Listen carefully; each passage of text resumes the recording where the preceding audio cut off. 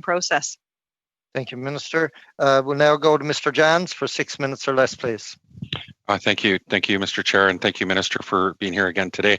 Minister, first, I want to thank you for the important relief benefits that you announced for fishers and fish harvesters.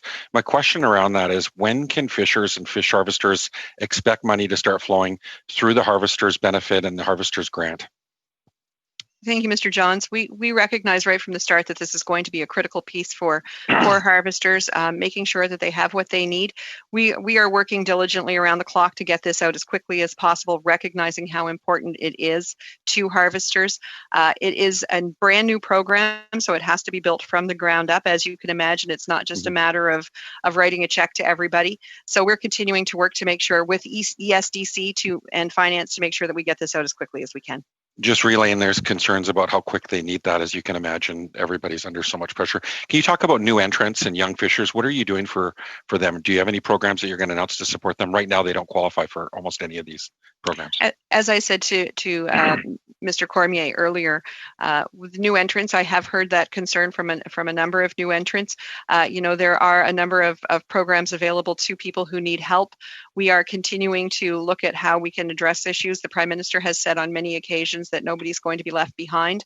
Right now, they do not qualify for the fish harvesters benefit because it is based on or their grant because it is based on previous season's earnings. So we will continue to look at ways that they can be supported.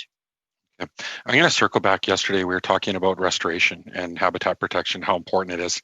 I'll give you an example. I've got a project in my riding, and I've talked to you about it, Couscousum.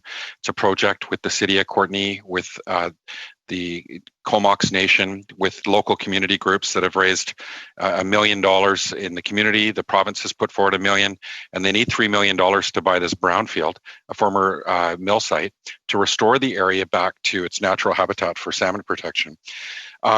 However, this is one of the most important projects on Vancouver Island, and this group's getting told, well, there's no program in DFO to help them, that they should go to ISK, and then ISK tells them to go to ECC.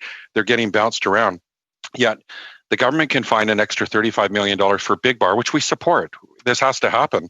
But what we don't support is when they can find $17 billion for a pipeline, but they can't find $1 million to save this project. The deadline was supposed to be the end of the month to buy this property, and instead it's been moved to the end of August. We're looking at losing a really important project not just for salmon, but for reconciliation. What are you going to do to fix the gaps in your programs so that we don't let projects like this fall apart?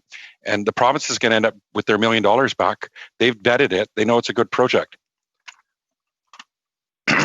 Mr. Johns, as we've had this discussion before, I think it's important to recognize that DFO does have a suite of programs that this does not fall into them. We have had the conversation with regards to being involved with environment and climate change on this. We are looking at ways to support it, but the DFO does not have an ability to buy a piece of land. That's something that we've had this conversation around. If this is something that we can continue to look at, but at this point, there is no programs available for this. There are no programs available for this specific project. Well, I'd say that's extremely disappointing because the salmon are going to lose, reconciliation's going to lose, and that project and that property is going to end up put on the market instead of saving salmon. Right now, we're in a salmon crisis. That's the most important restoration project on Vancouver Island. We talked about the salmon conservation stamp. We've asked the government to look at it. Right now it costs $6, generates $1.5 million a year. There has been an ask to raise that salmon stamp, which is something certainly the NDP typically doesn't support when it comes to user fees. But in light of the situation with our salmon, and this would go definitely straight to projects to help with restoration, will the minister consider raising the salmon stamp fee so those community organizations can get the support they need and do the great work that they're doing? Continue doing it.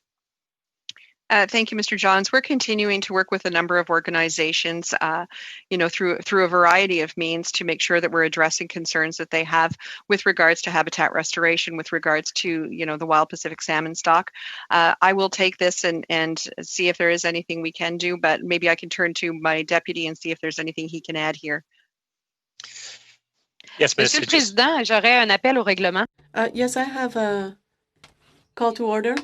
Maybe it's for clarification. I have a call to order. I would like to know if this session with Mrs. Minister did this have to be exclusively on COVID-related issues or not? This is what I was assuming.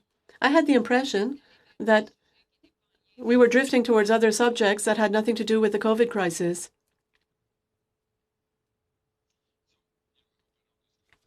I'm happy to je pense pas que ce clarify soit. I don't think it's losing time, but I'm trying to know if that is what we're trying to do. I would like for the rules to be respected. That's all. Thank you.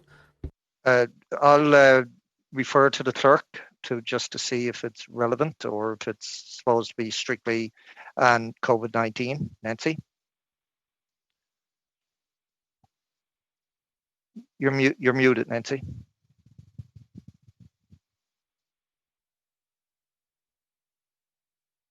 You were muted. Sorry. Yes. My computer is very slow today. So the minister was invited on the COVID.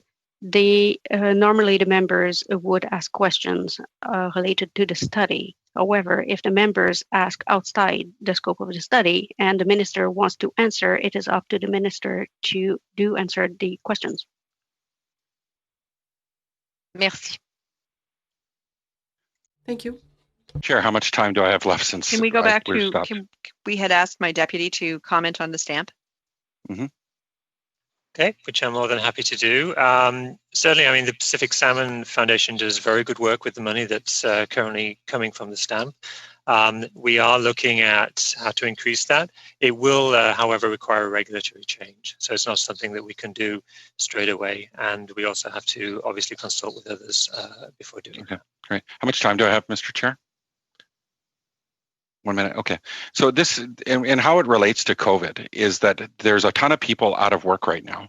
There's a salmon crisis right now that's happening, and we need to get people back to work. We need to get people on the ground doing the important work when it comes to restoration. Also, the government did make a promise to move to closed containment. This is an opportunity for the government to create a new normal, to start with that transition to closed containment and move the open net fish farms to closed containment and get people working. Will the government look at starting and embarking on following through with their promise to move to closed containment? This will give certainty to those people that are employed in that sector and to the sector itself. And this is an opportunity to create a new normal for aquaculture and for coastal British Columbia. I'm committed to. Sorry, Minister. All the time was used up in the question. If you could provide an answer in writing, if it doesn't get asked further down the road during this meeting. That'd be great. Thank you. We'll now go to